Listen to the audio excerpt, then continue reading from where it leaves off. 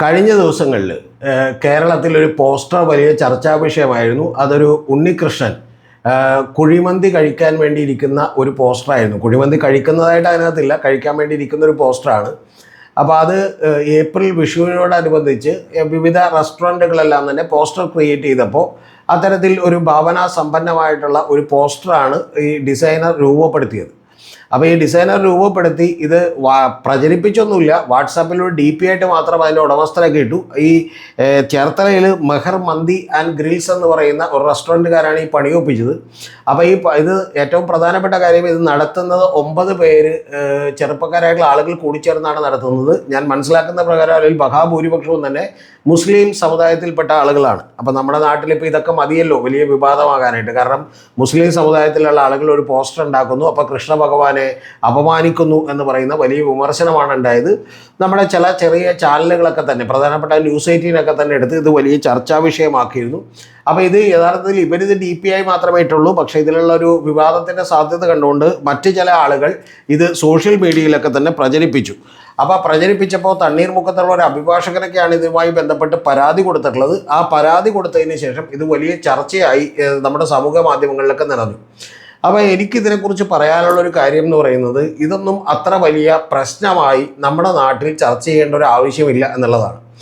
അതിൻ്റെ കാരണമെന്ന് പറയുന്നത്, യഥാർത്ഥ വിശ്വാസിയാണ് നമ്മളെങ്കിൽ ഏറ്റവും പ്രധാനപ്പെട്ട കാര്യം, നമ്മൾ ആരാധിക്കുന്ന ഒരു ദൈവത്തെ ആരെങ്കിലും അപമാനിച്ചു അല്ലെങ്കിൽ മോശമായി ചിത്രീകരിച്ചു എന്നൊക്കെ പറഞ്ഞാൽ തന്നെ നമുക്ക് യഥാർത്ഥത്തിൽ ദൈവത്തിൽ അകമഴിഞ്ഞ വിശ്വാസമുണ്ടെങ്കിൽ, അതിരുകളില്ലാത്ത ആത്മാർത്ഥമായിട്ടുള്ള വിശ്വാസമുണ്ടെങ്കിൽ ആ ദൈവത്തിന് ഇത്തരത്തിലുള്ള ആളുകളെ ശിക്ഷിക്കാൻ കഴിയുന്ന ശക്തിയുണ്ട് എന്നല്ലേ നമ്മൾ വിചാരിക്കേണ്ടത്.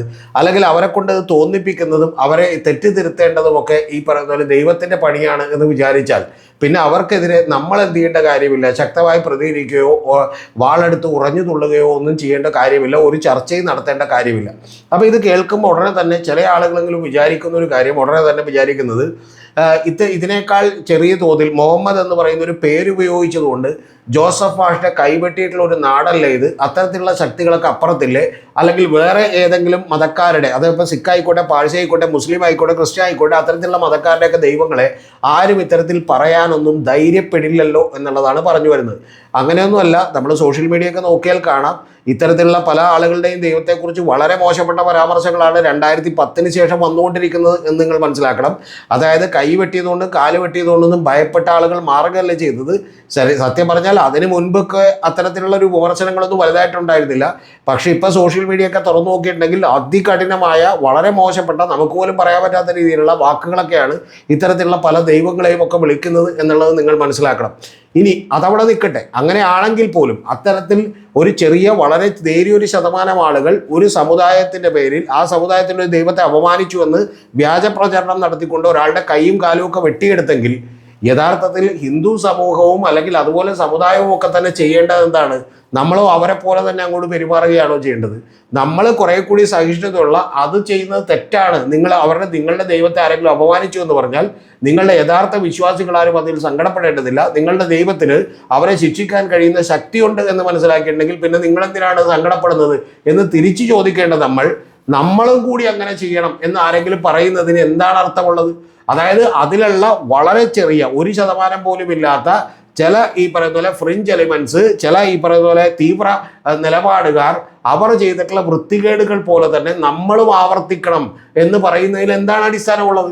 അതുകൊണ്ട് ആ തീവ്ര നിലപാടുകാരെ നമ്മൾ വെറുക്കുന്നത് പോലെ, മാറ്റി നിർത്തുന്നത് പോലെ തന്നെ നമ്മുടെ സമുദായത്തിനകത്തും, X ആയിക്കോട്ടെ, Y ആയിക്കോട്ടെ, ഏത് സമുദായം ആയിക്കോട്ടെ, ആ സമുദായത്തിനകത്തും നമ്മുടെ ഒരു ദൈവത്തെ ഒരാൾ എന്ത് ചെയ്തു, അപമാനിക്കാൻ ശ്രമിച്ചു എന്ന് തോന്നിയാൽ പോലും യഥാർത്ഥത്തിൽ നമ്മൾ എന്ത് ചെയ്യേണ്ടതാണ്? അതിനോട് തീവ്രമായി പ്രതികരിക്കുകയല്ല വേണ്ടത്. അത് മോശമായി പോയി എന്നൊക്കെ നമുക്ക് അഭിപ്രായം പറയാം, തെറ്റൊന്നുമില്ല.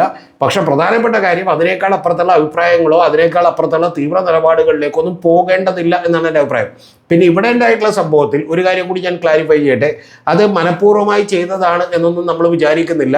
അങ്ങനെ ബോധപൂർവമായി ചെയ്താൽ പോലും അവർ ദൈവം ശിക്ഷിച്ചോളും എന്ന് വിശ്വസിക്കാനാണ് എനിക്കിഷ്ടം. പക്ഷേ എൻ്റെ ദൈവത്തിന് ആ കരുത്തുണ്ട് എന്ന് വിചാരിക്കാനാണ് എനിക്കിഷ്ടം. പക്ഷെ പ്രധാനപ്പെട്ട ഒരു കാര്യം, അത്തരത്തിൽ ഈ പറയുന്ന പോലെ ഉണ്ടായിട്ടില്ല. കാരണം ഇത് ഞങ്ങൾക്ക് പറ്റിപ്പോയൊരു അബദ്ധമാണെന്നും ഡിസൈനർ ചെയ്തു വെച്ചൊരു പണിയാണെന്നും ഞങ്ങളത് ശ്രദ്ധിച്ചില്ല എന്നുമൊക്കെ ആ ചെറുപ്പക്കാരൻ വന്ന് വീഡിയോയിലൂടെ പറയുകയും അതിന് മാപ്പിരക്കുകയും ചെയ്തു എന്നുള്ളതൊരു യാഥാർത്ഥ്യമാണ് എന്നിരിക്കെ അവിടെ വെച്ച് അങ്ങനെ ഈ പറയുന്ന പോലെ ആത്മാർത്ഥമായി മാപ്പ് ചോദിക്കുന്ന ഒരാളോട് ക്ഷമിക്കാത്ത സഹനശക്തി ഇല്ലാത്ത ഏതെങ്കിലും ദൈവം ഉണ്ടാകുമോ എന്നുള്ളത് പോലും എനിക്കറിയില്ല. ഇല്ലെങ്കിൽ നമ്മുടെ ആളുകൾ പോലും നമ്മൾ ഏത് മതമായിക്കോട്ടെ ആ മതത്തിലുള്ള മഹാഭൂരിപക്ഷം പേരും വിശ്വസിക്കേണ്ടത് എൻ്റെ ദൈവത്തിന് വലിയ കരുത്തുണ്ട്, ശക്തിയുണ്ട്, അതുകൊണ്ട് ദൈവത്തിന് വേണ്ടി ആ ദൈവത്തിൻ്റെ അപമാനിച്ചവനെ കൈകാര്യം ചെയ്യാൻ വേണ്ടിയിട്ടോ അല്ലെങ്കിൽ അവരെ എന്തെങ്കിലും ദ്രോഹിക്കാൻ വേണ്ടിയിട്ടോ ഒന്നും ഒരു ഗുണ്ടാപ്പണിയുമായി നമ്മളാരും കൊട്ടേഷൻ എടുത്ത് നടക്കേണ്ടതില്ല. പകരം എൻ്റെ ദൈവത്തിന് തന്നെ അതിനുള്ള ശക്തിയുണ്ട് എന്ന് നമ്മൾ വിശ്വസിച്ചാൽ യഥാർത്ഥ വിശ്വാസികൾ ആരും തന്നെ ഈ കാര്യത്തിൽ ഒരു വ്രണപ്പെടലും ഉണ്ടാവില്ല എന്നുള്ളതാണ് എൻ്റെ വാസ്തവം.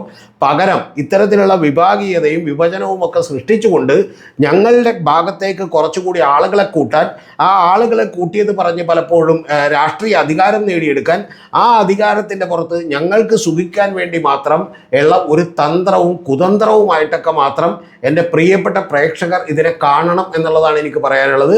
പക്ഷെ ഞാൻ എത്രയൊക്കെ പറഞ്ഞാലും എന്നെ ഭയപ്പെടുത്തുന്ന ഒരു കാര്യം, ഇത്തരത്തിൽ ഏതൊരു ചെറിയ കാര്യത്തിലും അങ്ങോട്ടും ഇങ്ങോട്ടും വിഭാഗീയത സൃഷ്ടിക്കുന്ന, തരംതിരിവ് സൃഷ്ടിക്കാവുന്ന ഒരു സമൂഹമായി കേരളം മാറിക്കൊണ്ടിരിക്കുകയാണ്. ഇങ്ങനെയൊക്കെ ചിന്തിക്കുന്നവരുടെ നമ്പറും കൂടിക്കൊണ്ടിരിക്കുകയാണ് എന്നുള്ളത് കേരളത്തിൽ വളരെയധികം ഭീതി ജനിപ്പിക്കുന്ന ഒരു കാര്യമാണ്. അതുകൊണ്ട് എനിക്ക് എല്ലാവരോടും പറയാനുള്ളത്, ഇത്തരം കാര്യങ്ങളിൽ നിങ്ങൾ ചില ഇടപെടലുകൾ നടത്തുമ്പോൾ, നിങ്ങൾ പോസ്റ്റർ ഡിസൈൻ ചെയ്യുമ്പോഴൊക്കെ കുറേ കൂടി ശ്രദ്ധിക്കണമെന്നാണ്. കാരണം ഇത് ഈ പറഞ്ഞ പോലെ പച്ചവെള്ളത്തിന് എളുപ്പത്തിൽ തീപിടിപ്പിക്കാൻ പറ്റുന്ന ഒരു കാര്യമാണ്. അല്ല എന്നുണ്ടെങ്കിൽ മറ്റത് പലപ്പോഴും ഞാനൊക്കെ പറയുന്ന ഫിലോസഫിയൊക്കെ പറഞ്ഞ് മനസ്സിലാക്കാൻ കുറച്ചുകൂടി ടൈം എടുക്കുകയും മറ്റത് വൈകാരികമായ ആളുകൾ പെട്ടെന്ന് രോഷപ്രകടനങ്ങളിലേക്കൊക്കെ കടക്കുകയും ചെയ്യും എന്നുള്ളത് ഒരു വാസ്തവമായിട്ടുള്ള ഒരു കാര്യമാണ്. അത് വേറെ ആരുടെയെങ്കിലും ദൈവത്തെ ആണെങ്കിൽ വലിയ പ്രശ്നമാവും. പക്ഷെ നമ്മുടെ ദൈവത്തെ ആണെങ്കിൽ കുഴപ്പമില്ല എന്ന് ചോദിക്കുന്ന ചിന്താഗതി തന്നെ ശരിയല്ല.